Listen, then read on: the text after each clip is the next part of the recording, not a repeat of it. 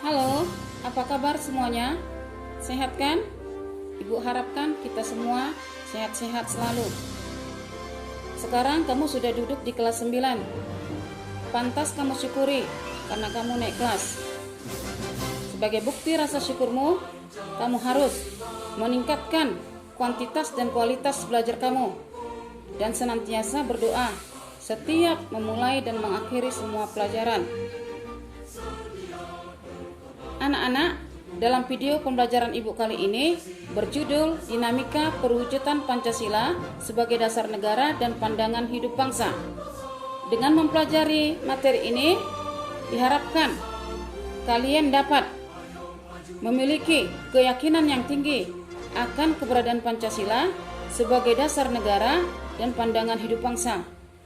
Keyakinan dan tersebut ditandai dengan dimilikinya pengetahuan dan keterampilan kalian dalam mendeskripsikan perkembangan dan pengamalan Pancasila sebagai dasar negara dan pandangan hidup bangsa. Kemudian, mendeskripsikan dinamika nilai-nilai Pancasila sesuai dengan perkembangan zaman. Lalu, kamu juga mampu mengidentifikasi perwujudan nilai-nilai Pancasila sesuai dengan perkembangan zaman dalam berbagai bidang kehidupan. Anak-anak ibu sekalian, pada waktu kamu kelas 7, kamu sudah mempelajari tentang proses perumusan Pancasila sebagai dasar negara dan penetapan Pancasila sebagai dasar negara. Di kelas 8 pun, kamu sudah mempelajari nilai-nilai Pancasila sebagai dasar negara dan pandangan hidup bangsa. Pada kelas 9 ini, kamu akan mempelajari dinamika perwujudan Pancasila sebagai dasar negara dan pandangan hidup bangsa. Kalau kita lihat penerapan Pancasila dari masa ke masa mengalami pergolakan dan mengalami banyak menimbulkan berbagai masalah.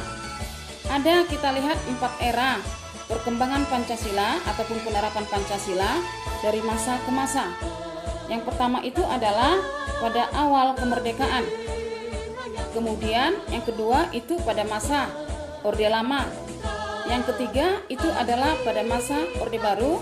Dan yang keempat itu adalah pada masa Orde Reformasi atau pada masa Reformasi. Kalau kita lihat pada awal kemerdekaan, banyak permasalahan yang dihadapi akan keberadaan Pancasila ini. Hal ini kita lihat dengan munculnya PKI, Partai Komunis Indonesia di Madiun pada tanggal 18 September 1948. Pemberontakan ini dipimpin oleh Musso. Bagaimana mereka hendak menggantikan ideologi Pancasila dengan ideologi PKI atau Partai Komunis Indonesia.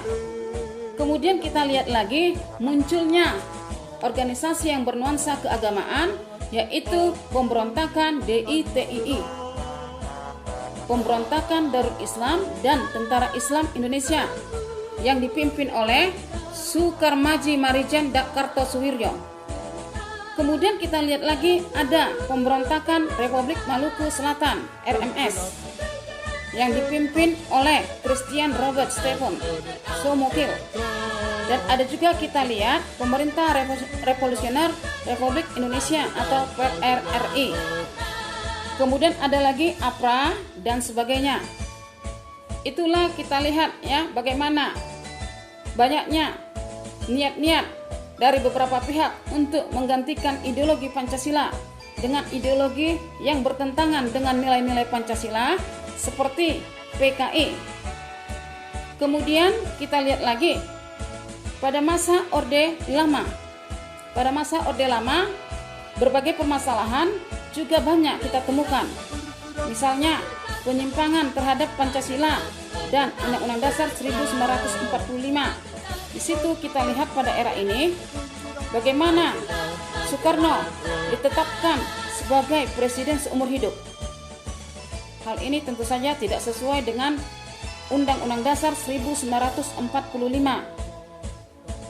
Karena Indonesia adalah bukan negara kerajaan, tetapi Indonesia adalah berbentuk republik. Kemudian juga kita lihat pada era Orde Lama, Presiden membubarkan DPR GR, DPR gotong royong. Hasil pemilihan umum yang pertama tahun 1955. Hal ini tentu saja bertentangan dengan Undang-Undang Dasar 1945 dan juga Pancasila. Karena negara yang berbentuk kesatuan, seorang presiden tidak bisa membubarkan anggota DPR ataupun anggota legislatif. Kemudian kita lihat lagi pada era Orde Baru, bagaimana perkembangan daripada Pancasila tersebut. Pada era Orde Baru kita lihat pelaksanaan Pancasila dan Undang-Undang Dasar 1945 itu dilaksanakan secara murni dan konsekuen dalam setiap aspek kehidupan masyarakat Indonesia. Karena Orde Baru berhasil membubarkan PKI. Dan pada masa Orde Baru inilah Presiden Soeharto begitu gigih untuk menolak mentah-mentah keberadaan daripada PKI dan konsisten terhadap pelaksanaan Pancasila secara murni dan konsekuen. Bagaimana pada era reformasi?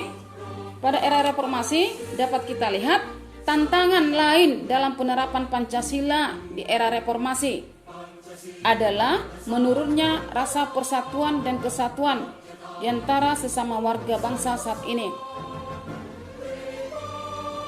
Di sini kita lihat demokrasi dilaksanakan tidak dengan baik. Kebebasan yang diberikan disalahgunakan. Jadi kalau kita lihat ini bisa menurunkan rasa persatuan dan kesatuan bangsa, apalagi terhadap sesama warga negara. Hal ini tentu saja bertentangan dengan sila ketiga daripada Pancasila, yaitu persatuan Indonesia. Dari materi ini dapat kita simpulkan bahwasanya penerapan Pancasila di Indonesia mulai dari Indonesia merdeka pada awal kemerdekaan sampai era reformasi ini mengalami pasang surut pergolakan yang cukup signifikan. Kita lihat munculnya berbagai masalah dan juga penerapan Pancasila secara murni dan konsekuen pada masa Orde Baru. Pada pembelajaran ini, Ibu ingin memberikan tugas kepada kalian, yaitu tugas pertama adalah menjelaskan perkembangan penerapan Pancasila dari masa ke masa, mulai dari awal kemerdekaan sampai dengan masa reformasi. Kemudian tugas kedua adalah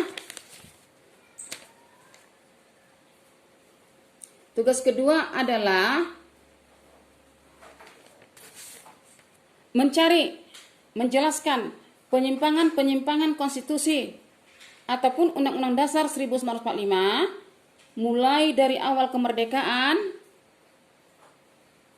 masa Orde Lama, masa Orde Baru, masa Orde Reformasi. Hanya itu yang bisa Ibu sampaikan pada video pembelajaran kali ini. Sampai jumpa, Tuhan memberkati.